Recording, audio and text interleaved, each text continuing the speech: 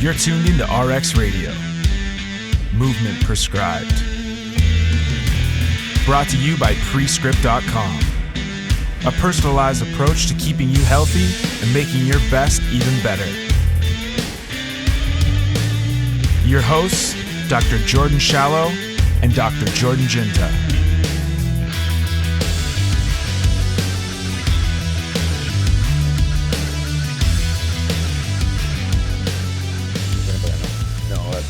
All I know is that you sound pretty Isn't good this right now. it's cool, eh? This is what it's like inside my own head. Well, this is what it's like when you're playing online. No, I can't do that shit, man. Oh, fuck.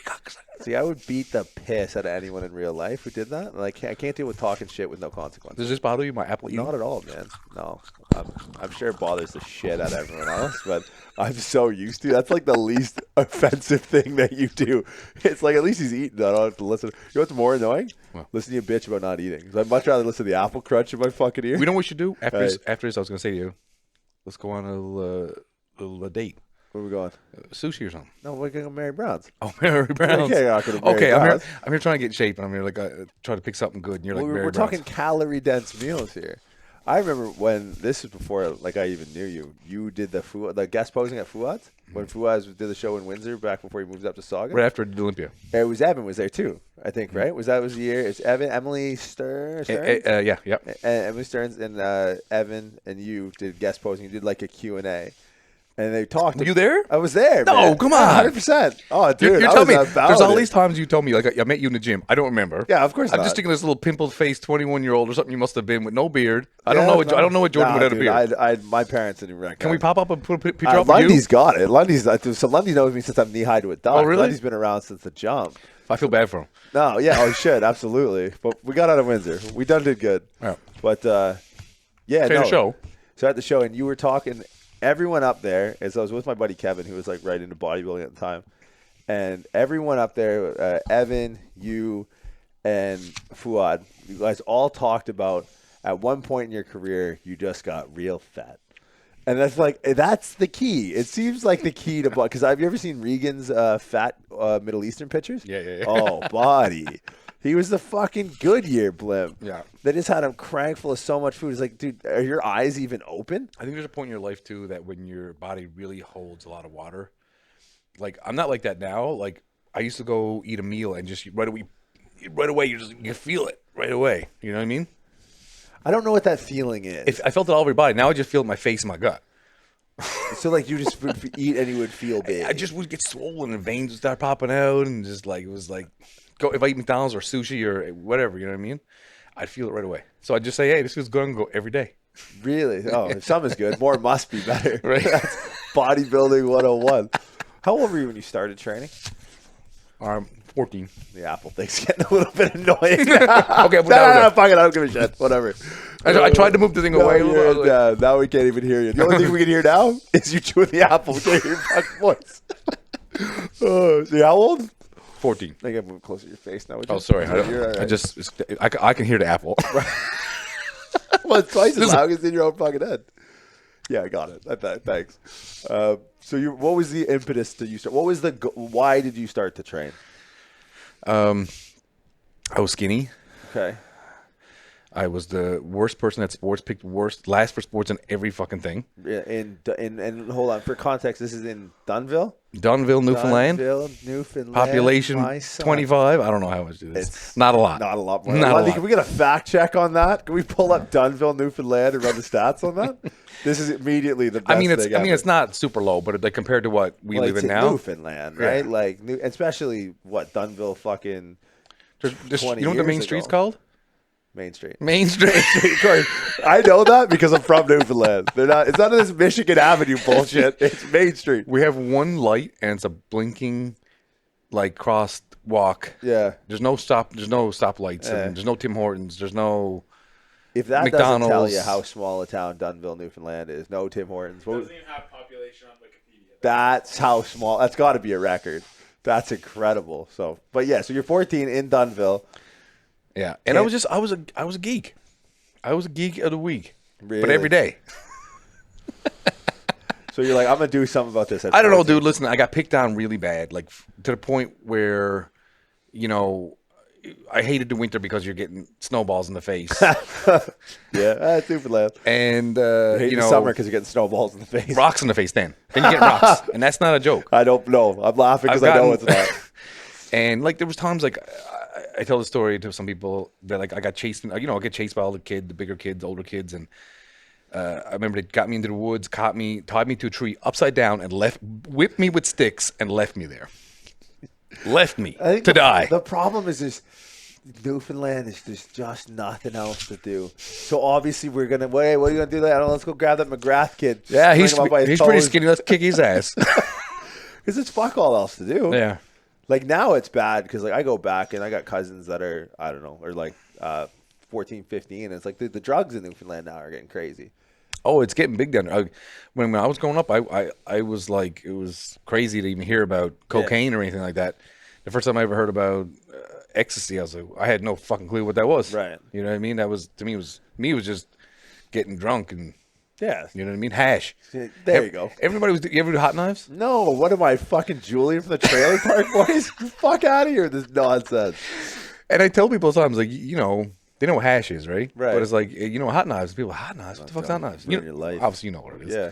You know, you get the blowtorch out in the shed and the 2 butter knives and you...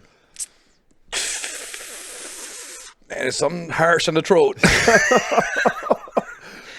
Dude, that'll just melt your brain. Oh, buddy, you're stoned, though. Dude, and that's the thing. Like, I have friends who, like, go down the edibles, and they just get barbecued. But it's like, I've never seen anyone more fucked up in my life than someone that hot knives hash.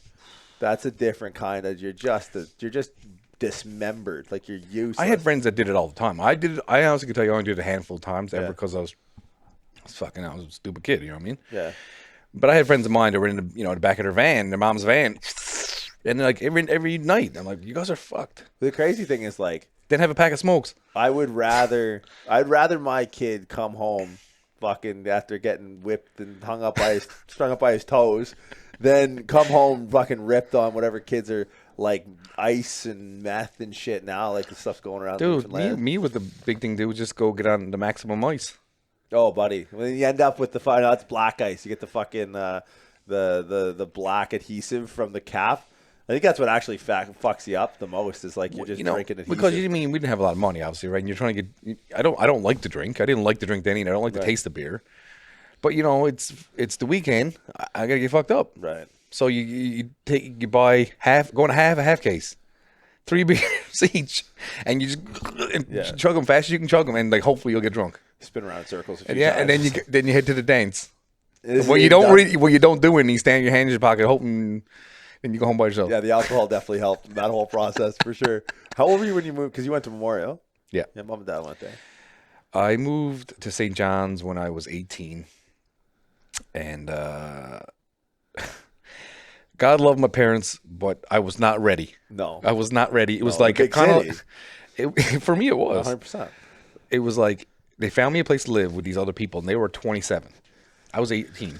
Okay, I had a house, so no dorms or that bullshit. And it was kind of like, see ya.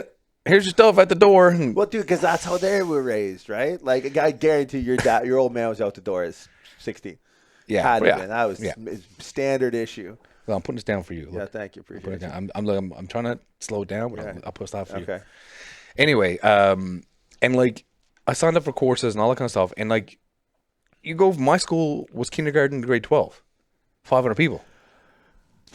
That's big compared to some places in Newfoundland. Right, but think of that. You can be 8 years old and you can be in the same room as a 17-year-old. No, kid. you can be 5 years old. That's insane. Dude, I'm going downstairs to leave to go outside the front door, and sometimes they had to coordinate the times you leave because you don't want you to run over the kids. I live so close to my school, I could throw a rock, hit my school from my house. That's incredible. There's no buses, and recess, I'd be home. Getting a Joe Louis. Maybe a passion flaky. Your mom was feeling generous. So you moved to Newfoundland when you're 18. St. John's. Are you jacked at this point? 18, I was. Are you bigger than everyone else? I was pretty strong and pretty good for that. I think so. I was probably 180 pounds. I know it sound like a grade 12. I was 170 pounds, but like I had abs. Yeah. Benching 300 pounds. So here you are, like. Leaving Dunville, headed to the big city. You're jacked out of your mind. I'm assuming you have no idea how to live on your own. Oh God, Like, no! making Student loan. food. You gonna give me money? What do you mean? I got a student loan for the first time. Oh, sweet Jesus. So you got money in, because what I'm imagining is like the stories of like Mormon people leaving and going to Vegas. That's what I'm picturing. Frank just like walking down George Street for the first time. Just like, what the hell is going on Listen, here? I gained weight real fast. Yeah. So I went and moved there, and I think I got to 210 like the first year, which everyone thought I was huge. For some reason, my arms always grew fast. And then by the time I was 21, I was 240. This is natural now, too. Natural. Right. Yeah. And everybody was like, I was benching almost 400 pounds, you know, didn't even know what I was doing, you know what I mean? I didn't know nothing about nutrition. It was like a pack of Kraft dinner and a pack of hamburger meat and put it together, and that was your meal. You know what I mean? Okay. And now That sounds good, doesn't it? It does sound good. Yo, wait, can we scrap the Mary Brown's date? Can we go do that? I'll make it for you. At what point is bodybuilding on your radar at this point? I mean, I never wanted to be a pro. I never wanted to compete. I just liked. I had the magazines when I was a kid because I was like, "This looks cool. I like the way it looks. I want to look like that." But there's nothing in my brain ever go. I was worried about being a pro bodybuilder or ever thought about competing. Then I met a guy in a gym who competed once, and he was like, "Dude, you got the potential to. You should do a show." Okay, sure. And he kind of showed me how to eat. There was no measuring the carbs or putting a certain amount of sodium or a protein. It was just like, hey, just eat a steak and a yam. Eat eggs and oatmeal for breakfast. Chicken and rice. Canned Diet Pepsi. Protein shake. There was no, like, I wasn't adding peanut butter and avocados and all that kind of stuff. It was just basic, you know what I mean? And I did my first show when I was 22, and that was my second time ever doing anything, like, you know. Yeah. Next to nothing. I was 230 pounds on stage. And I was still scared because I didn't, you know, you don't know what to expect. It's my first time, so I'm a little like, you know, I don't know who's going to be there. People have competed before. I showed up, and my buddy was like, it was pretty funny because he didn't want nobody to see me. I think he knew how freaky I looked for that age. And he's like, kept everybody away from me. And I was like, you know, everyone's pumping up in the room. Well, it was only 8 people. Yeah, everybody. Whole town turned out this one. And I'm in a little closet somewhere, you know, and I'm like, you know, and then like even when we went to the weigh-in and stuff like that, he's like, I don't want nobody to see Frank. I had to go private weigh-in. I remember I stepped on the scale, 230, and the judges were like, I was probably the biggest guy ever competing in Newfoundland. Yeah, probably. And, you know, I was 22 years, just turned 22. And so then I walked in the pump-up room. Finally, it was like the last minute, and the whole room just went, and I don't know. I'm just like, no, you still don't know. You still don't have a. And there was guys I was competing against. One guy became one of my good friends later, and he just looked at me. He just gave me. He's like, that's such a Newfie thing. He was, oh man. He was like, he was pumped. He's like, I don't care about myself. He was sick. Oh shit. And even the guy in my class, I only had one guy in my class, and he was taller than me. And when I had my clothes on, he was a big dude, like 6'2", 6'3", and he walked by me and looked down at me. I had my tracksuit on. I didn't look like nothing with my tracksuit on, and he was like, yeah, trying to flex. Oh yeah, and I was kind of like, oh shit, man, this guy's huge. Yeah. We get to the go on stage. The guy's like 6'2", 218. I was 5'11", 230, and you didn't realize it when you see somebody else. And he was, because he's such a bigger person, like tall.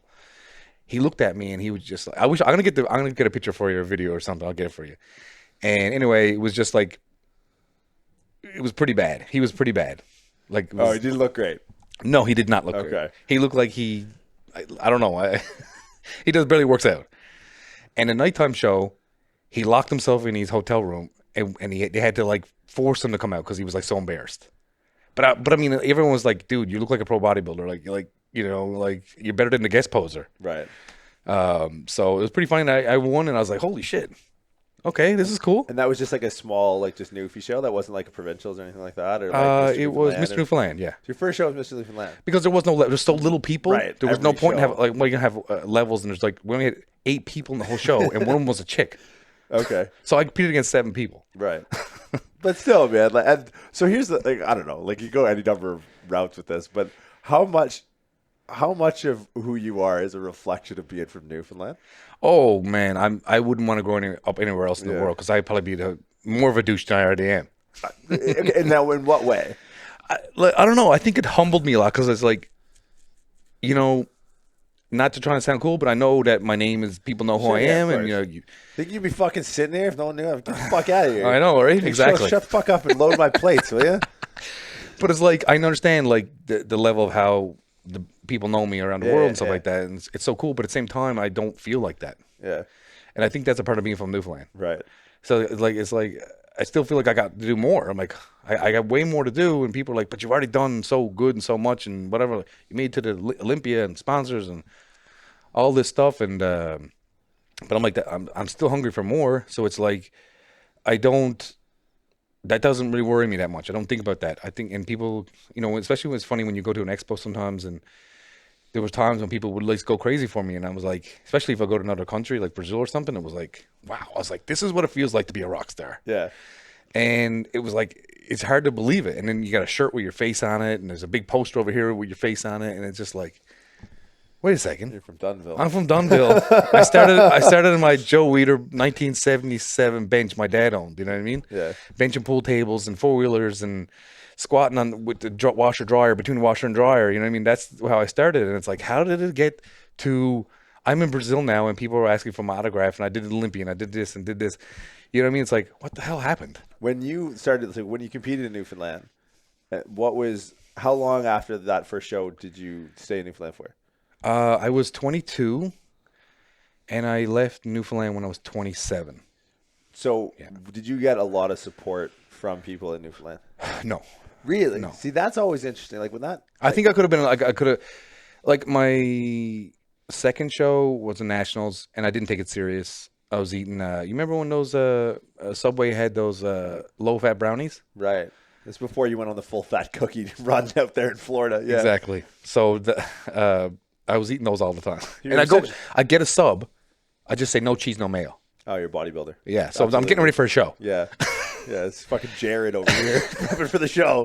Look out. And I'm getting ready for the Nationals. First time ever doing Nationals. Okay, I went from a show 8 people to like now it's like 200 people. Yeah. And I'm like, I'm not taking it serious. I was taking probably less than I was last time. And I didn't look horrible. I can show you a picture. I didn't look horrible. I just was not in shape for bodybuilding. But I was like 240 pounds. Got 6th in the super heavies. And the judges were like, come to me and everything. They were like, man, if you can get in shape, you can win the show. I'm like, dude, this is my second show. What are you talking about? I'm 23 years old. You're crazy. And then I competed when I was 25, and I guess I took it somewhat serious, whatever you want to call that. Right. Got ready in 7 weeks and won the Nationals at 25. Same thing, though. There's no measuring food. There's no just this potato looks about right. Oh, done. Yeah, right? And that's eat it until you're full. And then after that, then it's moved to the mainland. Then I got sponsored when I did the Toronto Pro after, and then that's when I did the first shoot I ever did with Animal. You're gonna pay me to take my picture. Yeah.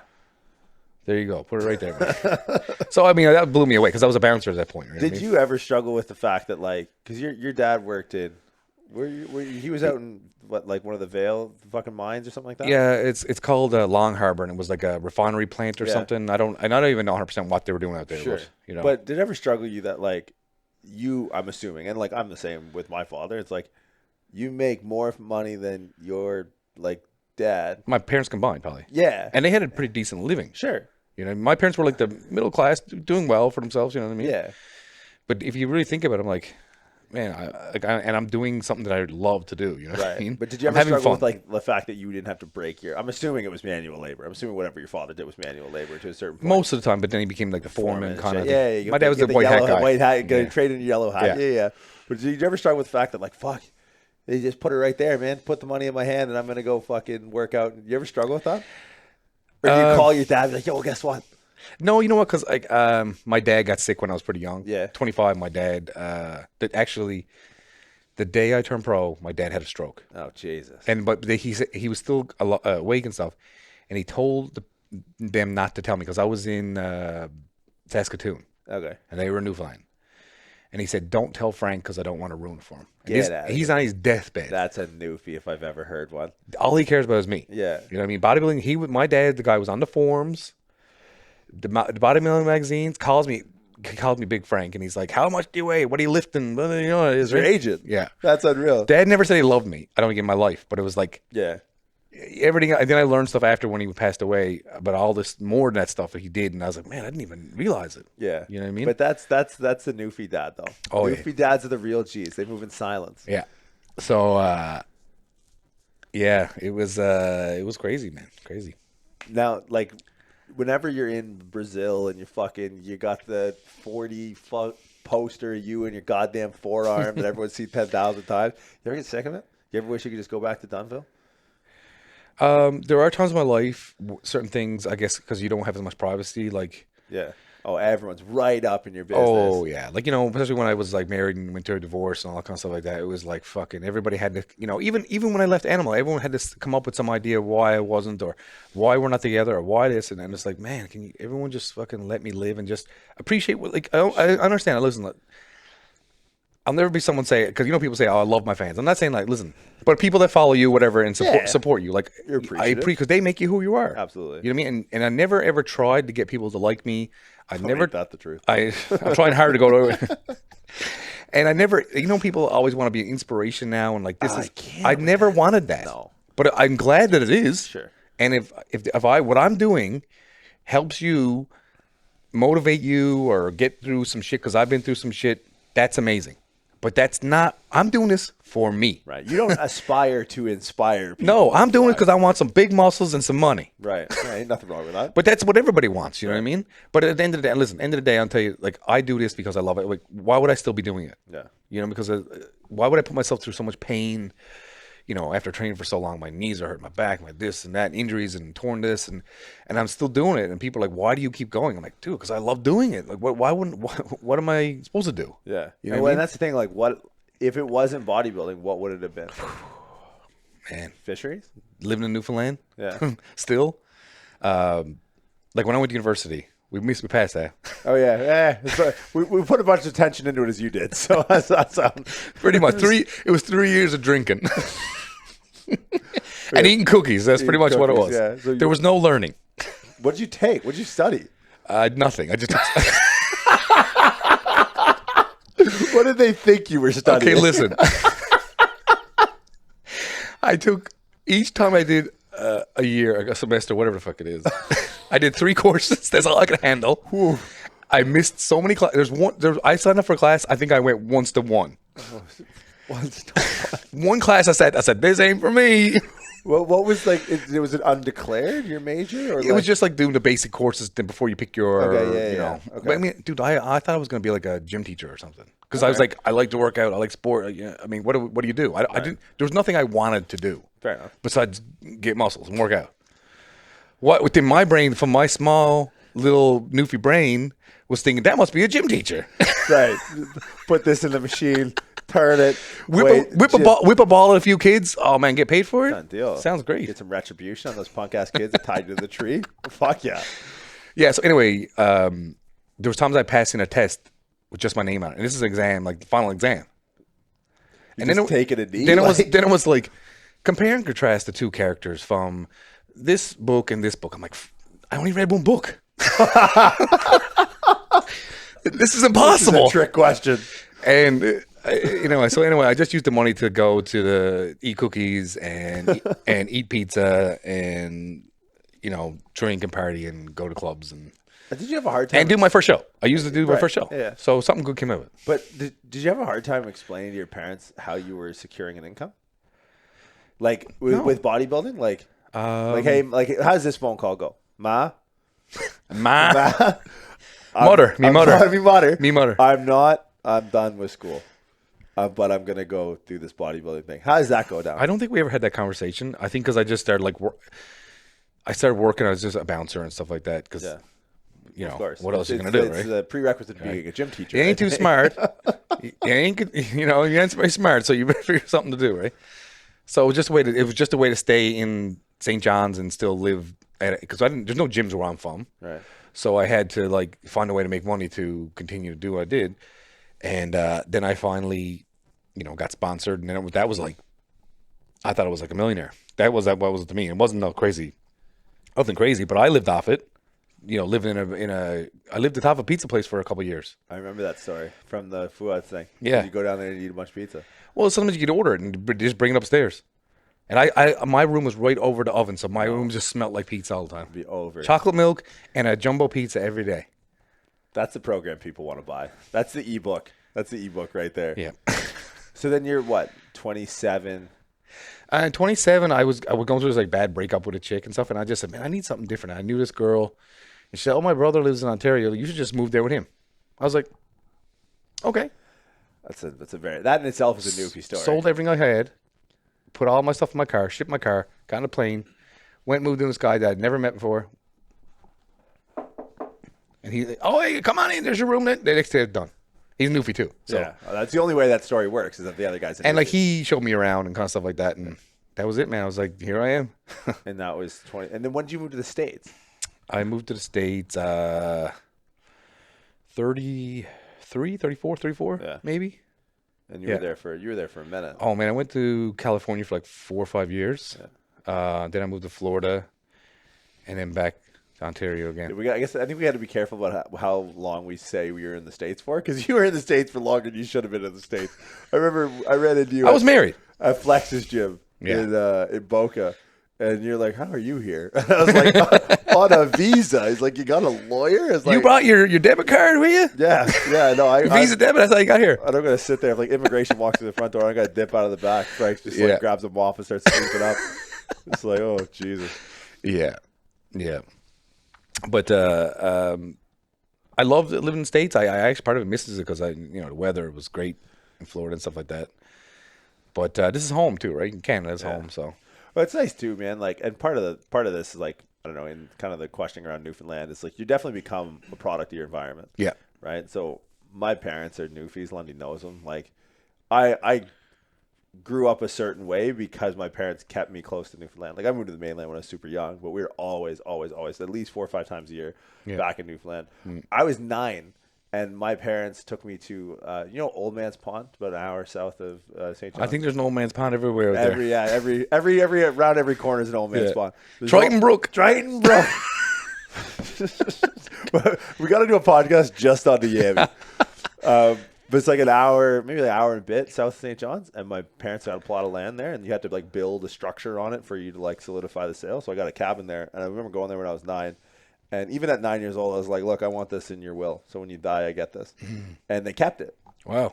I thought they would have sold it. They were going over some investment stuff a couple of years ago, and they're like, "Look, like we got the cabin, so if you want it, let us know. Like we want to offload it, but if you want to say like property tax on it, it can be yours." I was like, oh, fuck. So, like, my parents always kept me close to Newfoundland, and I'm so glad they did, because all my relatives are still out there, right? Yeah, mine is. And you get such a perspective on, like, it just keeps your boots in the ground. Yeah. Like, I remember going there, I don't know, maybe 5 years ago, maybe longer, long past, like, the iPhone, everyone having an iPhone, and it was, like, I'd had an iPhone since I was, 15. I was maybe 20.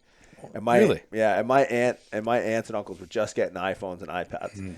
And they'd be in the room, and it was like, just imagine how I'd imagine people discovering fire must have felt, right? They're sitting there FaceTiming each other's ears. I'm like, that's my mom. Hubert. Newfies do this thing, the H's and the U's. And the letter is like, I have an Uncle Ed, but his name is Ed, with an H, and I have a neighbor named Hubert. That's Hubert. So the H's, Newfie struggle with the H's, I think. Yeah, I live with someone like that, and I'm going home. I'm going home. Yeah. So, but anyway, so it's like it was always like going back in time to me. Like it was like traveling into a Smithsonian. It's like every time I went home, it was like, or back to like my aunt's or grandma's place. It was like, the year is 1943. And it's just like. And do you when you're home, because I know you didn't really go up flying a lot. I don't know. Do you have an accent when you're there, kind of? I have more of an accent when I talk to you for 5 minutes. Because I got it from my dad, right? My dad still has a pretty strong accent, and he gets even worse. He has one brother, Gus, and when he gets going with Uncle Gus on the phone, it's like you're literally like, I'm listening and I'm holding on, like I'm strapped to the back of a flatbed truck, like, because the words are just they're just blowing you over. Yeah. It's just so fast. The last time I went to Newfoundland, I remember walking through the mall, and I guess because I've been everywhere else and I listen to everybody else talk.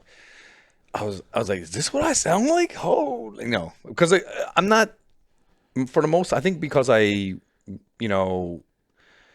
traveled and worked for all these other companies, I kind of like tried to speak a little more proper. I didn't do it on purpose, but I think I tried to be like a little bit more clear. Yeah. But once you know, especially when you get to know me, Yeah. It's over. my son, look out. Yeah, but it's, I mean, kind of the point. It's like like growing up in that environment. It was such a, like, I didn't know that. I don't know what's like the best way to describe it. Like, it's such an open door policy in Newfoundland. Like buddy, fucking, if Frank's at your door, hey, come on in by. It's not locked. Yeah, no, it's never locked. I was thinking about talking to you this the other day that my Uncle Bill and Aunt Call live in Cornerbrook. And I remember going there, and like I was like 17, 18 years old, and I'd go stay with them. And I remember waking up to someone had a fiddle. Someone was playing spoons, and someone was on a squeeze box. 8 in the morning. I go downstairs, I'm fucking trying to sleep up here. Bill, what's going on? And I'm like, do you know, like, who are these people? Like neighbors? Yeah. Something? I don't know. Bill's got a kettle boiling tea on the stove. Yeah. And he's pouring it around, and he's just getting a little just doing a little great Okay, big so sea. like, you know, there are different levels of Newfie. Absolutely. My parents are not like, they're from Newfoundland. They're Newfies, right? Yeah. They talk like that, but there's another level where like I dated a girl and she still got the wood stove in the kitchen. That's another level. Yeah. Is that what you're talking about? Yeah, like Because that's another level. And I dated this girl. She's out chopping wood. Yeah. And she's 100 pounds. And we got to make breakfast. I have aunts and uncles in Botwood, just Oh, outside of jeez. Grand. Yeah, see, that's new. That's like the extra level of new because Botwood's right on the river. Yeah. Right, but Botwood's like everyone's house can be lifted on an 18-wheeler. Yeah. Like everything is a trailer. Everyone lives in a trailer.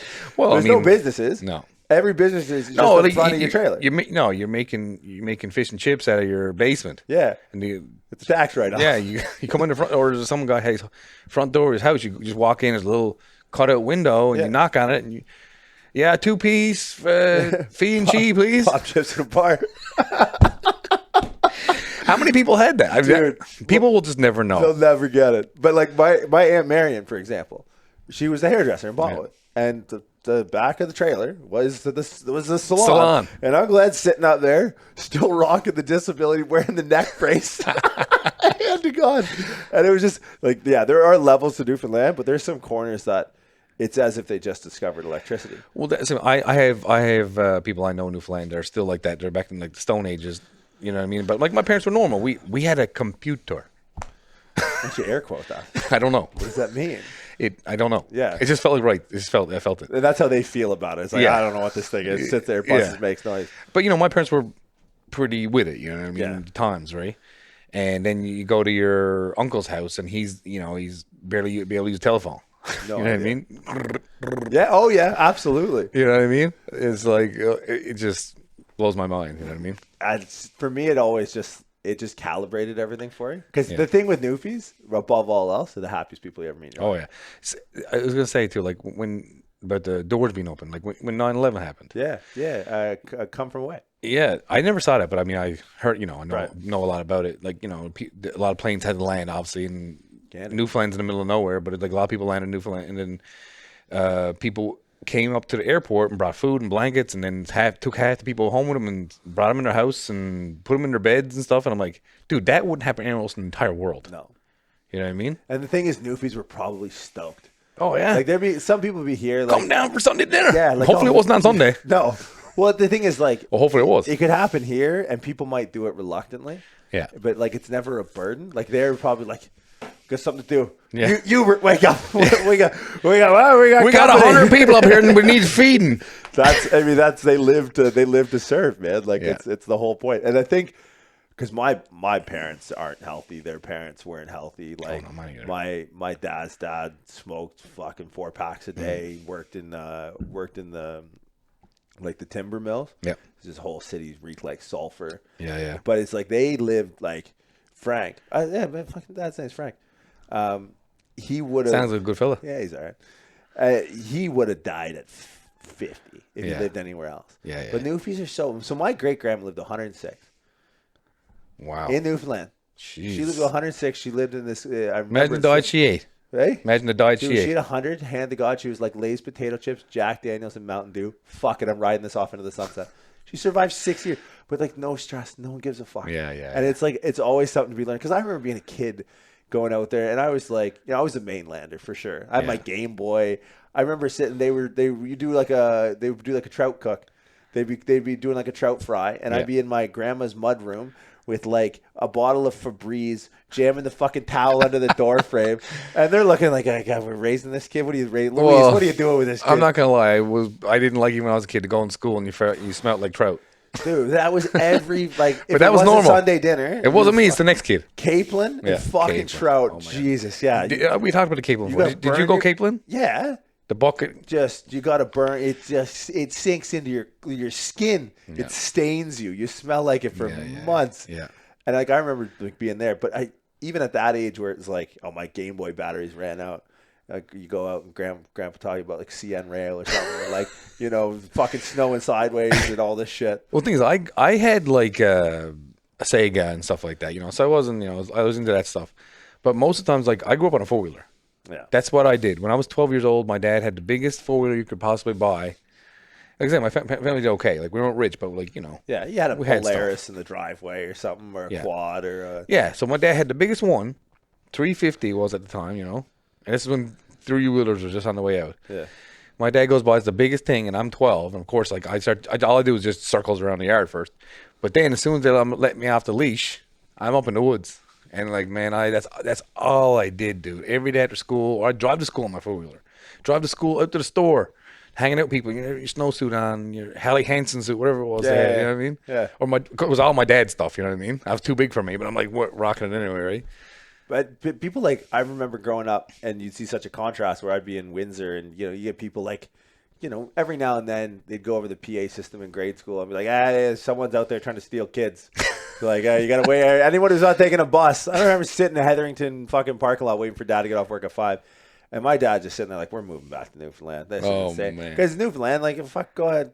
Like, there was no come home when the street lights are out. No. It's like you'd wash up in someone's front porch and they bring you home. Yeah. Like, there was none of that. So it was weird for my parents. Because my parents moved from Newfoundland to the mainland because they're like, all right, my mom and dad are both the youngest in their family. And then they had me and my sister within like 3 years of each other. And like, all right, well, if they're going to go to university, they're probably going to get off the island, right? They're probably not going to go to MUN if they want to do anything that's like marine biology, or they want to become a gym teacher like Frank. They're probably going to go. So they're like, all right, we'll move to the mainland so they can go to university and be closer to us. So what do? I fuck off to California to go to school. Sister fucks off to Australia to go to school. Then it's hard because they always wanted to go back. And especially with shit like that, it's like, fuck, man. Like, well, you think if you never left, if you had stayed in Newfoundland, all that stuff probably never would have happened, right? You probably still down there working in the who knows what. Yeah, but I don't know, like, because that's the weird part with you is you stayed there for so long and you got out. And like I turned pro at 25, got sponsored at 26, and I still lived in Newfoundland. Yeah. Because I was making money. I was the king of Newfoundland. Hey, you know what, man? There's something to be said about it. Right? I think, because here's the thing. With every Canadian I go to, like every talk about, and like, oh, yeah, like I really like to travel. It's like, I've been all across the country. It's like, yeah, you got to leave Nova Scotia, though. And so many people, plus the 5-hour ferry ride. Most people aren't making the 5-hour ferry ride, and it's like, and it's such a different place. Yeah, like it's such a different set of values, and it's like, I don't know. It's funny because you always can spot a Newfie, like walking through the airport or something. It's like that guy's not. Well, Irish. You know what? Listen, I don't think I look like a Newfie. But second, you can say one word, and someone will be like, "Oh, Newfie." But it's funny though when you see someone. There's a lot of Newfies in Ontario. Yeah. But your same thing that you can see someone with that guy's from Newfoundland right there. I can see. Look what he's wearing. That's what. It's so nice. I got to drive. And I can't even describe it. I don't think. No. Well, it's just they just beat to their own drum, man. Like it's no one else. No one else's wife would let them out the front door wearing the stuff that Newfies wear, and vice versa. I think that's what it sounds like when I go like, especially when even to the gym. Sometimes I think about like, hey man, maybe I put a little bit of thought in what I'm wearing today. Yeah. But there's sometimes I'm just like, man, whatever. I pick it off the floor and just go. You know what I mean? Like there's no thinking about what I'm wearing. I don't really care. You know what I mean? Like especially if I go to the store or wherever. You know what I mean? Get some groceries. I don't think about. But the thing is, fashion. Right. Fashion. But the thing is, the thoughts you made when you purchased these clothes that you put on, That's what manifests when you just grab stuff off the floor. Yeah. Like you own these things. Yeah. Like everyone owns. There's the plaid jacket's a must with the zipper. Oh yeah. Right. The something orange, something green. Yeah. Right. Because just in case you get the Bears. Yeah. Can't have the Bears. Like it's just I don't know. It's something different. There's a different pace. There's a different set of values, and it's like I think like the world needs more Newfoundland. Oh, definitely, 100%. Because I mean, listen, they're the nicest people. Like we already talked about, especially with all the stuff with the 9/11 thing we said. You don't. That's not like nowhere else in the world. But they're all the nice thing I like about Newfoundland is that they're nice. They're the butt of their own jokes. They're self-deprecating. My dad, there's Newfie. You know where Newfie joke books are made? In Newfoundland, because they're making fun of themselves. Right. Who does that? No, they're the only ones. They're getting ahead of it. They're getting out in front of it. Yeah, it's But the thing is, they're also not politically correct either. No. Like, oh man, my great grandma on the way out was like, you can't say that. Yeah. And she's like, I don't mean anything by it. yeah. Listen, I got some uncles and aunts. Oh, dude. I got a cousin named Elvis Cheeseman. If there was ever a Newfie name, Elvis Cheeseman. Elvis Cheeseman. Only in Newfoundland you find an Elvis Cheeseman. And I would like to say that we are the good Cheesemans, but we're not. No, we know the good Cheesemans, and you're not them. They drive the taxi. Right, That goes from taxi school bus. That goes from the Bay to the St. John's. Yeah. And that's not us. But I think it's rare to find people who are well-intentioned because, like, political correctness is, like, I don't know, kind of a prevailing movement in the last 10 years. Where Newfoundland's like, those games you don't play those games. No. It's like there's no. It is what it is. It is what it is. Yeah, like it's like this trailer park thing. It's the way she goes. Sometimes she goes. Sometimes she doesn't. It's the fucking way she goes. Yeah. Yeah. But I'm saying that's why I can relate to Trailer Park Boys so much, and that's Nova Scotia. But Nova Scotia's not too far from Newfoundland, so it's there, yeah. but like it's like I have uncles that grew up in Trailer Park. My buddy grew up in a trailer park. I went to school with. I thought it was the coolest thing ever. Yeah. I go down to his house. I'm like, you live in a trailer? Yeah. That's sick. Well, dude, and the That's second wicked. you have to move as an adult, you're like, fuck, I wish I could just put this thing on a truck. I wish I could just. What did I say to you yesterday? What? You want to get an Oh, you want to RV? get an RV? Yeah, no, we're past that, man. A real nice one. Oh, like a tour bus or something. Yeah, like a big one. Dude, you know, me, you, and a tour bus. How long do you think it would last before one of us killed the other one? How long do you think it would last before I killed Never you? happen. Never have it. Oh man, Dorian would burn the thing down if me and you fucking cops getting called at like 3 a.m. When was the last time you were back? Oh man, probably 6 years now. You know what we got to do? Make a trip. We got to fucking get on HD. We got to get on Dorian and just do like an HD muscle fucking Newfie tour. Just get all Newfoundland on HD. Yeah, it'd be incredible. I think because I hadn't been probably 5, 6, maybe around the same 7 years. Well, buddy, we're going down to my mom's house. She'll come on in, Lord. There's your room, and we'll get you something dinner. And Because you would be, I think we could cover the whole province. Like I think St. John's, you're Dunville. I got family in Northwest Brook. okay, Northwest Brook, which is like if you're just coming out like from like the little place where Dunville, St. John's is, then Grand Falls, Gander, or Grand Falls, Windsor, Botwood, and then Corner Brook, and then up. You got anyone up the peninsula? not that I know of. I go But I'm sure I probably do. You got a Cheeseman up there somewhere. Yeah, somebody. Yeah, but I don't know. We'll make that happen. There's a Power or somewhere up there I'm related There's to. a Powers and a Kennedy for sure. Yeah. Yeah. I wonder if Murphy this- somewhere. With a Murphy, yeah. Yeah. But that's I think we'll put that on the to-do list. Well, that's why I told you I changed your name. Change my name. Yeah, it's not Jordan. It's Jim. Jimmy. It's Jordan's not. I don't know what my parents were thinking. Yeah, they were you- preparing me for the mainland. I You're think. Jimmy. You're Jim now. Jimmy. All right, I can take it. Well, man, I appreciate you taking the time. We'll do something about something that matters at a certain point. But I figured This matters. A Newfie episode. We got to do one on the Yammy. Yeah. And trout shoulders. Yeah, So we'll have to 100%. do because you just signed with HD. Yep. So welcome. I don't know why I'm welcoming you because I. pretty Well, much you were signed. there before me. But yeah. Well, this is weird because you were at Animal before me. Do you remember eating dinner? You were not in a good place, man. Remember Vegas when we had breakfast at one did. time? And we did not really know each I other. barely knew you. Well, we didn't. You told me you met me when you were like 21 or something. I don't remember that. You know what I I mean? met you. So you did the Fuad thing. Yeah. I suppose I would have been like 19, maybe 20. wow. And then I ended up getting a job at Kings Point Good Life. Yeah. I remember meeting you 11 days out from the Olympia. Yeah. In what year would have that been? The Olympia. Yeah, Olympia. Yeah. Yeah, what year is that? 2011. 2000. So I would have been 21. Yeah. And then I got sponsored by Universal. So my ex was your boss, Yeah. Fuck was her name? Anna. Anna Babic? Yeah, Yeah, yeah. Serbian chick. Yeah. How long do you think I lasted there for? Oh, boy. Yeah, I was there for like 2 weeks. I'm out of here. See you later. But I think that's so crazy that I met you and it then You know what? I remember the conversation we had because remember the rumble rollers, the foam rollers Yeah. that are like super like whatever. Bumpy.